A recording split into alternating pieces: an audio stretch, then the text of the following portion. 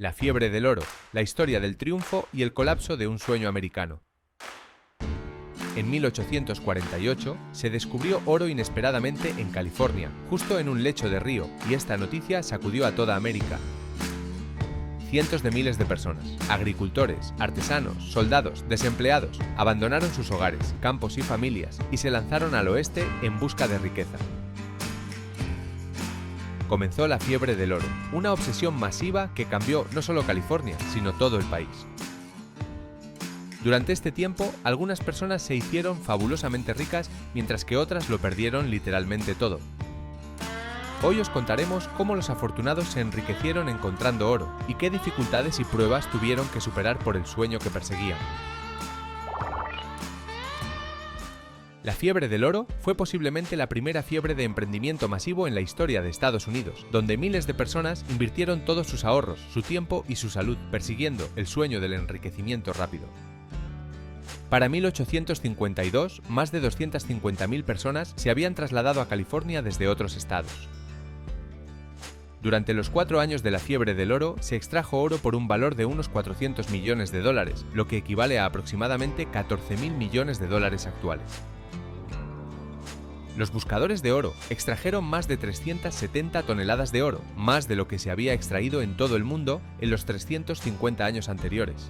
En algunos días se encontraban hasta 50 libras de oro en las minas de California, más de lo que se extraía en todo un año en muchas otras regiones del mundo. Esto cambió el mapa del país, aceleró la construcción de ferrocarriles, provocó el crecimiento de las ciudades, moldeó la economía del oeste. Todo comenzó en enero de 1848. El carpintero James Wilson Marshall, mientras trabajaba en el aserradero de John Sutter, vio partículas brillantes en el agua. Se las mostró a Sutter e intentaron mantenerlo en secreto, pero los rumores se extendieron, primero por la zona, luego por todo el país y después más allá de sus fronteras. Y el 5 de diciembre de 1848, el propio presidente de Estados Unidos, James Polk, anunció el descubrimiento de ricos yacimientos en California en su discurso ante el Congreso. Por cierto, si te está gustando este vídeo, te invito a que te suscribas y a que le des like. No te cuesta absolutamente nada, son solo 2 clics, suscribirse y like. Venga, vamos, venga. En pocas semanas, los periódicos desde Nueva York hasta Boston estaban llenos de titulares sobre las inmensas riquezas de la costa oeste. Curiosamente, Estados Unidos había comprado California a México solo unos días antes del descubrimiento de oro, pagando 15 millones de dólares según el Tratado de Guadalupe Hidalgo. Los mexicanos lamentaron este acuerdo muchas veces después. Para Estados Unidos resultó ser el acuerdo más exitoso de la historia del país. Cuando la noticia del oro se difundió por toda América, decenas de miles de personas se contagiaron con la idea de enriquecerse rápida y fácilmente. En aquel entonces, la mayor parte de la población de Estados Unidos vivía en la costa este y el viaje a California era todo un desafío.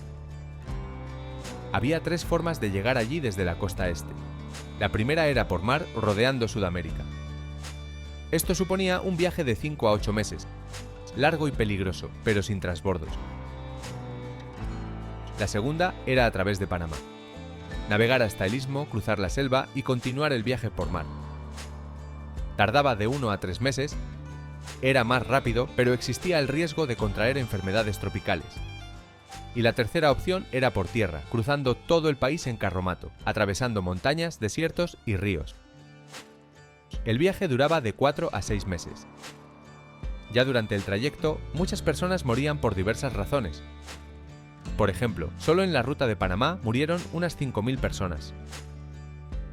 Pero el sueño era más fuerte que el miedo. La gente hacía todo lo posible por encontrar oro y empezar una nueva vida. Muchos partieron no solo en busca de oro, sino también con planes de negocio. Algunos llevaban mercancías para vender, otros soñaban con abrir tiendas y otros más con organizar compañías de transporte. La fiebre del oro creó todo un ecosistema de emprendimiento. Los barcos que llevaban a los buscadores de aventuras a menudo eran abandonados en la bahía de San Francisco, ya que las tripulaciones desertaban para buscar oro. Para 1850 se habían acumulado más 500 embarcaciones abandonadas en la bahía. Muchas de ellas acabaron convirtiéndose en hoteles, tiendas, prisiones e incluso burdeles. Cuando los buscadores de oro llegaron a California, se encontraron con el caos. Ciudades como San Francisco y Sacramento estaban desbordadas por la llegada masiva de gente. San Francisco pasó de tener 1.000 habitantes a más de 25.000 a finales de 1849. Había escasez de comida, viviendas y carreteras. Muchos llegaron sin tener ni idea de cómo buscar oro, pero casi todos creían que podían hacerse ricos rápidamente. Los mineros más emprendedores se dieron cuenta enseguida de que en condiciones tan competitivas hacía falta una estrategia. Algunos se unieron en equipos para trabajar de forma más eficiente, otros invirtieron en mejores herramientas y otros buscaron territorios aún inexplorados. Comenzó una auténtica carrera empresarial en la que no solo ganaban los afortunados, sino también los más astutos. Al principio, las parcelas auríferas se repartían según normas no escritas. Todo lo que pudieras procesar en un día era tuyo. Más tarde, aparecieron leyes cuando California se convirtió en estado en 1850. La economía minera se parecía al mercado actual de startups: altos riesgos, saturación de competidores, inestabilidad y una enorme diferencia entre ganadores y perdedores. De cada 10 iniciativas, solo una sobrevivía, y esa podía traer una fortuna. Al principio, el oro realmente se encontraba justo en los lechos de los ríos, lavando la arena con bateas. Esto se llamó el método del guión bajo. Una simple batea de madera costaba $8 en 1848 y ya $50 a mediados de 1849. Pero pronto el oro fácil se agotó. Tuvieron que cavar más profundo, usar herramientas más pesadas, canaletas, zarandas y más tarde incluso explosivos. En 1852 apareció la minería hidráulica. Potentes chorros de agua a presión arrasaban colinas enteras, lo que provocó una catástrofe medioambiental. Si has llegado hasta aquí, te invito a que te suscribas a nuestra newsletter vocaciondigital.com, donde cada semana hablamos de marketing y emprendimiento. Además, por hacerlo, recibirás inmediatamente este ebook de aquí, donde te cuento 7 empresas rentables que yo mismo he experimentado. Sin más dilación, seguimos con el vídeo. Trabajaban desde la mañana hasta la noche. La gente permanecía con el agua helada hasta la cintura, con la espalda dolorida y las manos destrozadas. De media, un minero lavaba oro por valor de $16 al día, pero muchos ni siquiera encontraban $1. Vivían en tiendas de campaña, chozas de barro o directamente a la intemperie. La comida era escasa: alubias, cerdo, tachas de maíz. Enfermedades, peleas, robos, ausencia de ley, todo esto era habitual. Apenas había policía y los conflictos se resolvían a puñetazos o a tiros. Surgió la justicia por mano propia.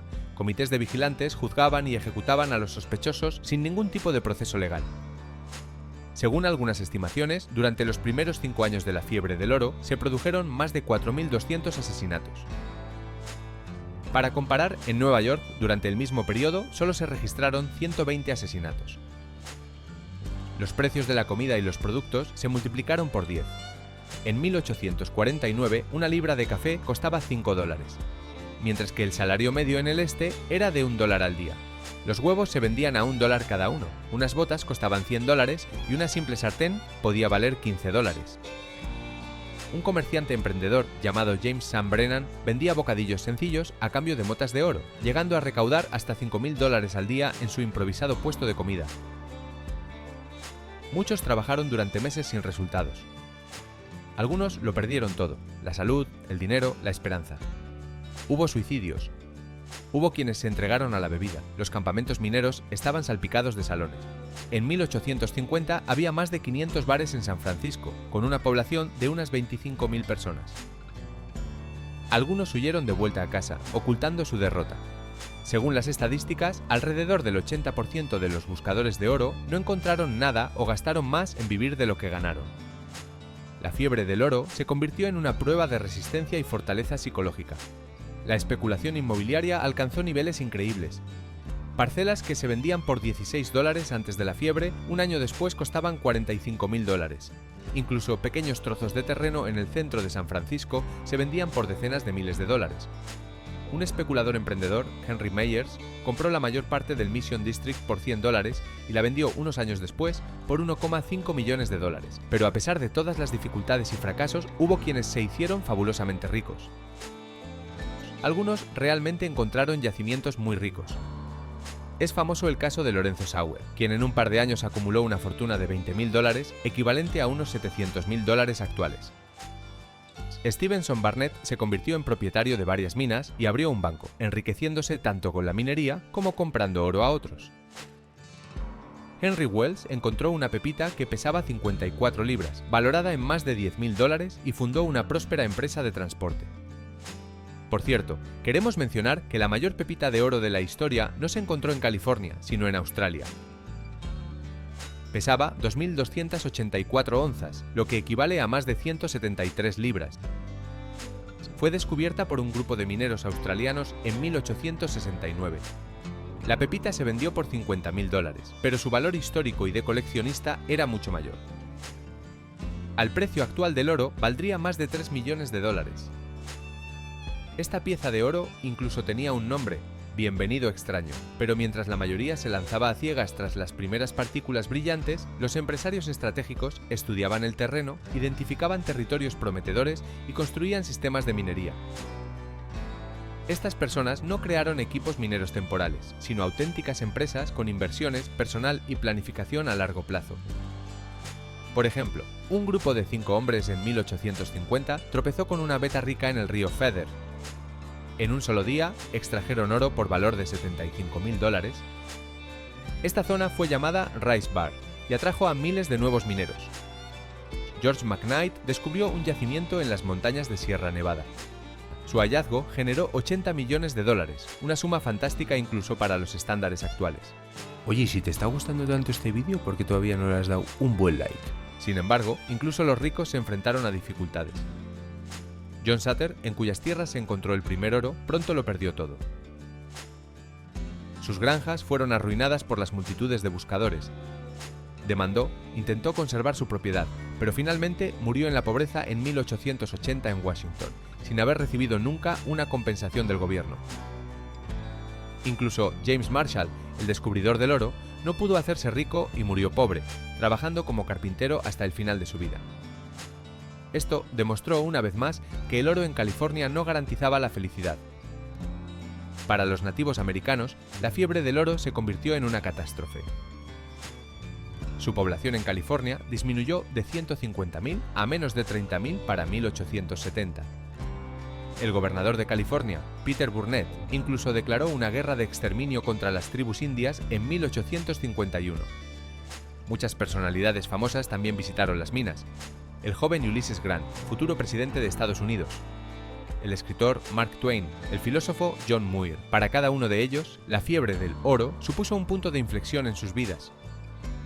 Twain escribió su primer éxito de ventas, la célebre Rana Saltarina del Condado de Calaveras, basado en historias que escuchó en los campamentos de los mineros. En realidad, el beneficio principal no lo obtuvieron quienes buscaban oro, sino quienes vendían bienes y servicios. Sam Brennan, un vendedor de herramientas, abrió tiendas cerca de las minas. Él fue de los primeros en difundir rumores sobre el oro para aumentar sus ventas. Corría por las calles de San Francisco con un frasco de polvo de oro gritando sobre el oro. Al mismo tiempo, compró con previsión todas las palas y sartenes de la zona por adelantado. Se convirtió en el primer millonario de California, ganando más de $2 millones, lo que hoy equivaldría a unos 65 millones. Levi Strauss compró tela y cosió pantalones para los mineros con nona resistente, que se usaba para cubrir carromatos. Estos pantalones resultaron ser tan resistentes que se hicieron populares rápidamente. En 1873 patentó su invento, los vaqueros con remaches de cobre, y creó el imperio Levi Strauss & Company, convirtiéndose en multimillonario. Ahora, todo el mundo lleva vaqueros, que se inventaron gracias a la fiebre del oro. La historia de Levi Strauss es un ejemplo clásico de comprender las verdaderas necesidades del mercado. El no vio oro, sino la necesidad de ropa de trabajo resistente, y este negocio resultó ser mucho más estable y duradero que la propia minería. Este principio sigue funcionando hoy en día. No busques lo que todos buscan, sino lo que todos los que buscan necesitan. Philip Armour hizo una fortuna vendiendo carne a los mineros hambrientos. Más tarde, fundó el gigante de la industria cárnica, Armour & Company. Ulysses Clinton, que empezó con una pequeña tienda de herramientas, se convirtió en uno de los 4 grandes magnates del ferrocarril que construyeron el primer ferrocarril transcontinental. James Leake llegó a San Francisco como carpintero. Invirtió en bienes raíces cuando los terrenos costaban apenas unos céntimos. Cuando murió en 1876, era el hombre más rico de California, con una fortuna de $3 millones de la época. La fiebre del oro también llevó a la creación del primer sistema de correo express en Estados Unidos. Alexander Todd fundó una empresa que entregaba correo entre los campamentos remotos y San Francisco. Enviar una carta costaba $1, una suma astronómica en aquella época, pero los mineros pagaban para mantenerse en contacto con sus familias. Henry Wells y William Fargo crearon la compañía Wells Fargo, que también entregaba correo, oro y otros objetos de valor. Todos ellos ganaban de forma constante y con menos riesgo que los propios mineros. Alrededor de los mineros surgió toda una infraestructura de servicios, desde la entrega de correo y el transporte de mercancías hasta servicios bancarios para guardar el oro. Así, se formó una economía regional de varios niveles, donde cada decisión empresarial se basaba en la anterior. Pero la mayoría de los buscadores de oro se marcharon con las manos vacías. Según los historiadores, alrededor del 95% de todo el oro extraído fue a parar al 5% de los mineros, pero incluso habiendo fracasado, formaron parte de un proceso histórico grandioso. California cambió para siempre. De ser una provincia remota, se convirtió en uno de los estados más poblados y ricos del país. A finales de la década de 1850, más de 380.000 personas vivían en California, en comparación con las 15.000 que había antes del inicio de la fiebre del oro. El legado más valioso de la fiebre del oro fue el propio espíritu de California. Los más valientes y emprendedores de todo el mundo acudieron aquí, dispuestos a arriesgarlo todo por una oportunidad. Este carácter se ha conservado hasta hoy. Fue en California donde surgió Silicon Valley, el centro de las tecnologías globales. Desde los primeros microchips hasta los gigantes de Internet, la región sigue atrayendo a innovadores. Como hace 170 años, aquí sigue vivo el espíritu de los pioneros, solo que ahora, en lugar de oro, son los datos y los algoritmos. El ADN emprendedor de los buscadores de oro sigue definiendo el rostro de California, símbolo de innovación y de futuro. La principal lección de la fiebre del oro para los emprendedores modernos es la siguiente: en cualquier locura colectiva no busques lo que da un beneficio rápido, sino lo que crea valor a largo plazo. No siempre gana el primero. A veces gana el más inteligente y otras veces simplemente el que no se rinde. La verdadera riqueza, a menudo, se encuentra no donde la mayoría la busca, sino en la capacidad de ver oportunidades donde otros solo ven obstáculos. California ha superado su pasado dorado creando nuevos tipos de oro, desde las películas de Hollywood hasta las tecnologías de Silicon Valley. Pero todo empezó con esas partículas que James Marshall vio en el agua fría una mañana de enero de 1848. Si te ha gustado esta historia, tienes que ver esta otra que es totalmente igual de inspiradora. Te la recomiendo y nos vemos en el siguiente vídeo. Chao, chao.